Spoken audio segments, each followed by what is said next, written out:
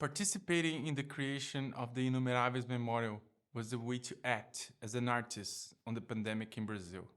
During any humanitarian crisis, people too soon became numbers. But no one wants to be a number.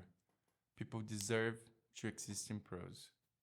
This artwork takes the form of a digital platform and an architectural memorial that is continually being built by hundreds of volunteers that interview thousands of family members, friends, and loved ones to write the life stories of COVID-19 fatal victims in Brazil.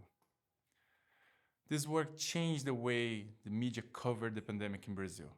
Major news outlets humanized their coverage and shared the stories we were collecting, reaching more than 31 million Brazilians. As our president claimed that having COVID was just like having a little flu, and his supporters were spreading deadly fake news about the pandemic, the Inumeráveis rose as a peaceful and powerful reminder of the truth.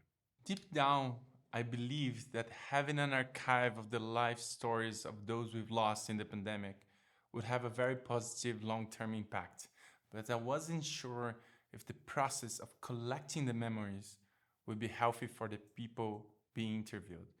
So I wanted to try and feel in my own skin what it would be like to interview a person that had lost someone. When we first spoke to Mr. Antonio, who had lost both his in-laws to COVID, we listened to all the details of the last days of Mr. Edgar and Miss Eunice. How they went to the hospital, how quickly their condition got worse, and how their family was forbidden to see them during that process and after their deaths.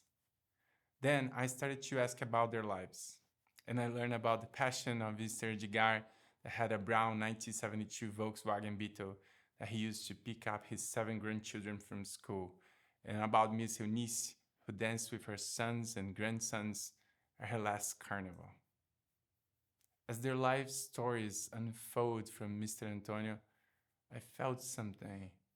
As we remember these moments of life and love, Mr. Antonio became more light and somehow even joyful. I felt that he had taken a step forward in his grieving process. So at that moment, I understood that we should make this experience available for every grieving family in Brazil.